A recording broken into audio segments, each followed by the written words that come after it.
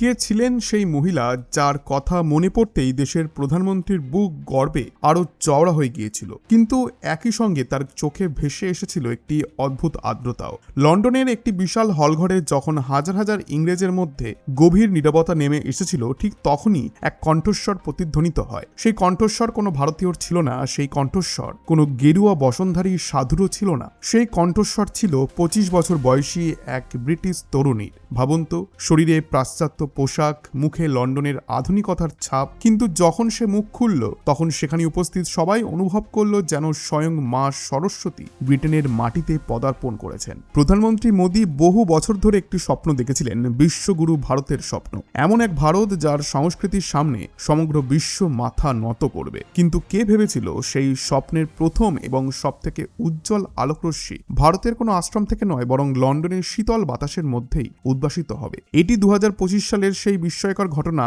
যা বড় বড় পণ্ডিতদেরকেও আবেগে কাঁপিয়ে দিয়েছিল। পরিচয় করুন গ্যাব্রিয়েলা বার্নেলের সঙ্গে। এনার নাম গ্যাব্রিয়েলা হলেও ইনি একজন প্রকৃত সনাতনী। আজকের এই গল্প শুধু আপনাকে গর্বিতই করবে না, এটি আপনাকে ভেতর থেকে নাড়াও দিয়ে দেবে, এমনকি আপনাকে লজ্জিতও করতে পারে। কারণ যে কাজ 140 কোটি ভারতীয়দের করার কথা ছিল, নিজেদের সংস্কৃতিকে রক্ষা করার দায়িত্ব, যে দায়িত্ব আমাদের কাঁধে থাকার কথা ছিল, সেই দায়িত্ব 7 সমুদ্র 13 নদী পেরিয়ে এই একা তরুণী নিজের কাঁধে তুলে নিয়েছেন। প্রথমে চলুন সেই ঘটনার দিকে যা ইন্টারনেটে ঝড় তুলে দিয়েছিল। কিছুদিন আগে একটি ভিডিও সামনে আসে, সেই ভিডিওতে না ছিল কোনো নাচ, না ছিল গান, না ছিল কোনো হইচই। সেখানে শুধু একজন মা এবং তার কোলে একটি ছোট্ট শিশু। সেই মা শিশুটিকে ঘুম পাড়ানোর জন্য কোনো ইংরেজি লোরি বা কোনো টুইঙ্কেল টুইঙ্কেল লিটল স্টার গাইছিলেন না, তিনি গাইছিলেন মাদালসা স্তোত্র।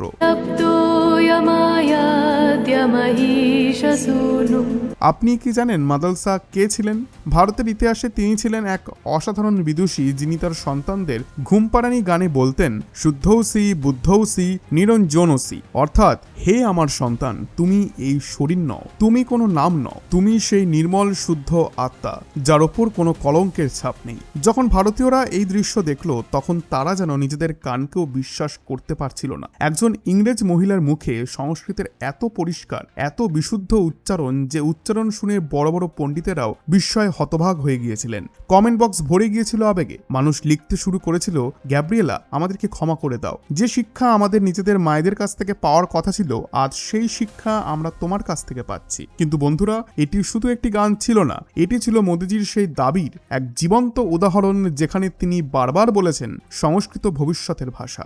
গ্যাব্রিয়েলা প্রমাণ করে দিয়েছেন যে সংস্কৃত শুধু মন্দিরে পুজো পাঠের ভাষা নয়, এটি আত্মার ভাষা। তার একটি ভিডিও কোটি কোটি ঘুমন্ত ভারতীয়কে যেন জাগিয়ে তুলেছিল।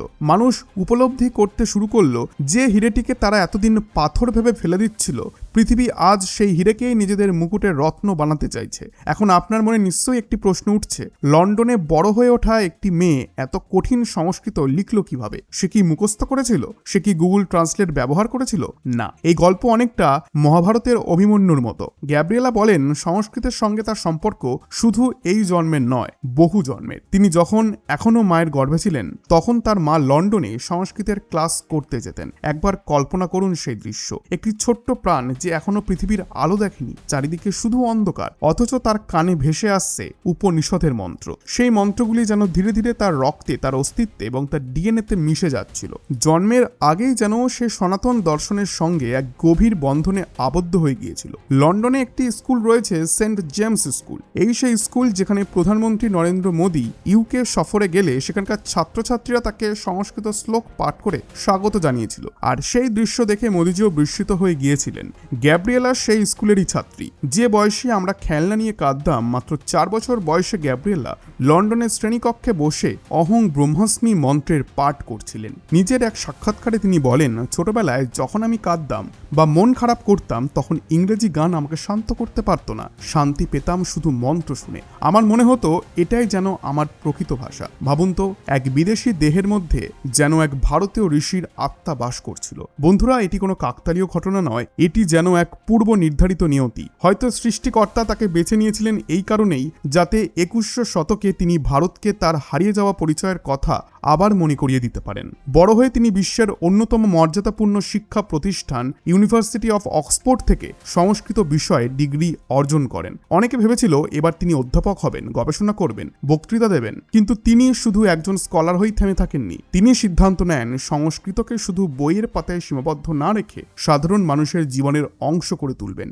তিনি লক্ষ্য করেছিলেন আধুনিক বিশ্ব, বিশেষ করে পশ্চিমা দেশগুলি আজ বিষণ্ণতা, উদ্বেগ এবং মানসিক অস্থিরতার সঙ্গে লড়াই করছে। তাদের কাছে অর্থ আছে, ভোগ বিলাস আছে, কিন্তু নেই অন্তরের শান্তি। তাই গ্যাব্রিয়েলা সংস্কৃতকে সঙ্গীতের সঙ্গে যুক্ত করেন। তিনি একে বলেন সাউন্ড হিলিং। তার ভিডিওগুলির নিচে হাজার হাজার মন্তব্য দেখা যায়, যেখানে মানুষ লিখছেন, আমি অসংখ্য ওষুধ খেয়েছি, কিন্তু তোমার কণ্ঠে শিব তাণ্ডব শুনে যে প্রশান্তি পেয়েছি তা অন্য কোথাও পাইনি। তিনি লন্ডনের থিয়েটারগুলিতেও হনুমান চল্লিশা পরিবেশন করেছেন। সমালোচকেরা বলেছিলেন এই ধরনের ফিউশন ভুল, এটি সংস্কৃতির অবমাননা। কিন্তু গ্যাব্রিয়েলের উত্তর ছিল ভিন্ন। তিনি বলেন সংস্কৃত কোনো স্থির জলাশয় নয়, এটি একটি প্রবাহমান নদী, একে আটকে রেখো না, প্রবাহিত হতে দাও। আর রিসেন্টলি তার চলচ্চিত্র ধর্মী সিরিজ দ্য সংস্কৃত পিলগ্রিমস মুক্তি পেয়েছে। সেই সিরিজে তাকে ইউনাইটেড কিংডমের বনভূমি, পাহাড় এবং নদীর তীরে বসে সংস্কৃত মন্ত্র গাইতে দেখা যায়। তিনি পশ্চিমা বিশ্বকে একটাই বার্তা দিচ্ছেন যে যদি সত্যিকারের শান্তি খুঁজে পেতে চাও তাহলে তোমাদের ভারতীয় জ্ঞানধারার দিকে তাকাতেই হবে, বৈদিক দর্শনের দিকে ফিরে যেতেই হবে। বন্ধুরা, গ্যাব্রিয়েলের গল্প শুনতে খুব ভালো লাগে, লাইক দেওয়াও সহজেতে, কিন্তু এই গল্প আমাদের গালে একটি জোরালো চড়ও মারে। একজন ইংরেজ তরুণী জানেন আমাদের মন্ত্রের শক্তি কতটা গভীর। তিনি ওং এর মাহাত্ম্য বোঝেন।